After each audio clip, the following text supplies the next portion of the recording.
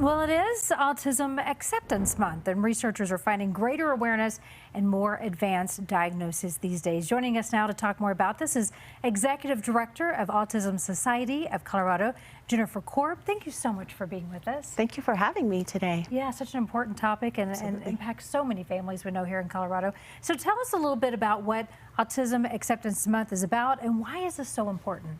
Sure. So Autism Acceptance Month is important because the diagnostic rates are rising. Right now, it's 1 in 36 children are diagnosed with autism, which means the prevalence is becoming more and more and more.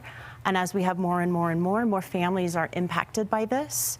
So really creating opportunities for people to learn about, know about autism, and really move us away from just autism awareness into acceptance, as this becomes the most prevalent diagnostic disability in the United States. So what does that look like when you say acceptance? What can we all do better when it comes to this? Sure. I think first of all, we can all work on being kind.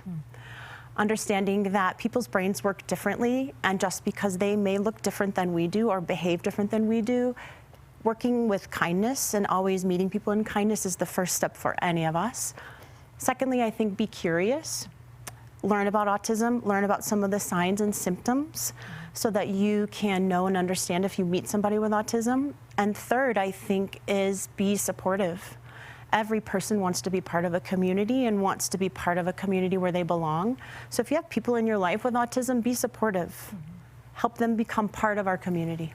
Let's talk a little bit about new parents or parents that might think that their kids might be on that spectrum there. What are some of the signs or what are some of the things that they can look for? And then after we tackle that, where do they go for help? Sure. So signs and symptoms look different per children. If you've met one person with autism, you've met one person with autism. There are some pretty standard things that happen in childhood. You can look for speech delay, you can look for some repetitive behaviors, sometimes toe walking. These are broad stroke things, but you can look for delays in development. You can look for just that sense as a parent, you're like, something's not quite right. And the first step is always to talk to your pediatrician and say, something's not quite right, I'm not sure about this. That's the first step for parents.